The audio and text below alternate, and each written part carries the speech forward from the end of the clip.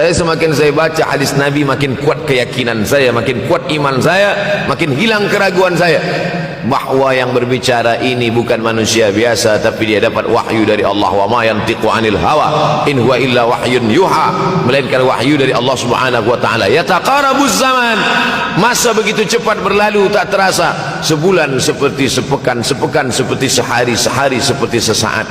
Akhirnya kita pun kehilangan waktu, habis. Saya Ustaz Abdul Samad, memang zaman ni tak terasa cepat betul. Rasa-rasa kejap dah bulan Ramadan. Tak terasa baru saja Idul Fitri dah masuk pula lagi.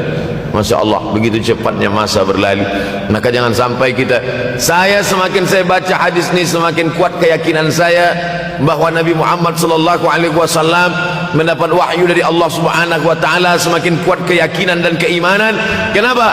Seandainya Nabi berkata zaman nanti di akhir zaman itu semakin cepat, semakin dekat, semakin berlalu tak terasa, tapi kemudian zaman yang kita lalui tak sama seperti yang dikatakan Nabi. Mungkin datang juga keraguan dalam hati, betulkah ini?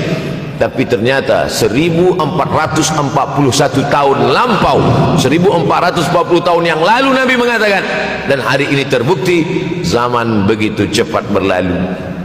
Masya Allah, tabarakallah. Hari inilah ditemukan internet, hari ini datang television, hari ini datang WhatsApp, hari ini datang yang melalaikan kita daripada Allah Subhanahu wa taala, sehingga waktu datang sembang-sembang, cerita-cerita, tengok ini, update ini, tulis ini, tengok ini, pandang ini, habis waktu berlalu.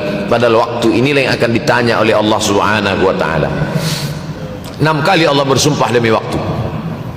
Terbit fajar, wal fajri wa layalin nashr, masuk waktu subuh. Was subhi idza tanaffas, masuk waktu duha. Wad duha wal laili idza saja, masuk waktu siang.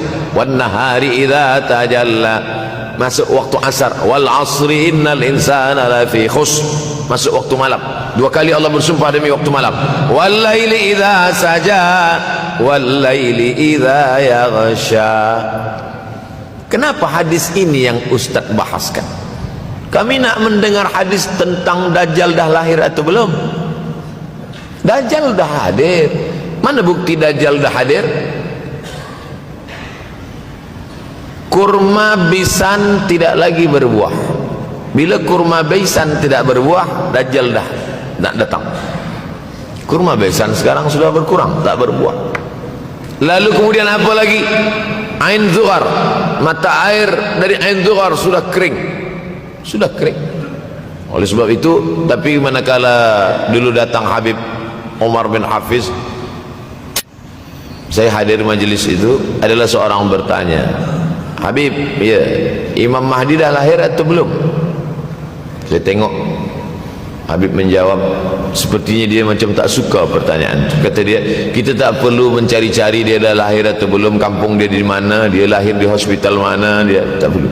Yang perlu kita siapkan adalah iman dan takwa, pengetahuan kita, supaya kita jangan sampai terkecoh, supaya kita boleh membezakan mana hak, mana batil, mana betul, mana salah, mana lurus, mana bengkok, mana hitam, mana putih. Sehingga dengan istiqomahnya kita beribadah ini, kita boleh membezakan mana Al-Masih yang original, yang asli, mana Al-Masih Ad-Dajjal.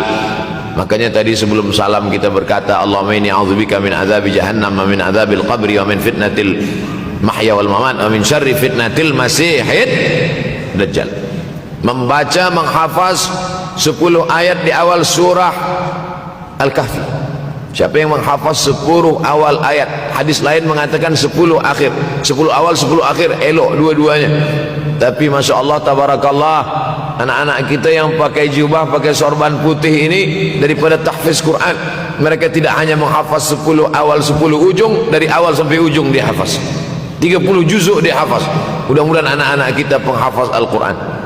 Allahumma ja'al abna'ana wa banatina min huffazil Quran wal hafizat. Jadikan anak-anak kami menjadi para penghafaz Al-Quran ya Allah, supaya selamat dia daripada fitnah Al-Masih Ad-Dajjal.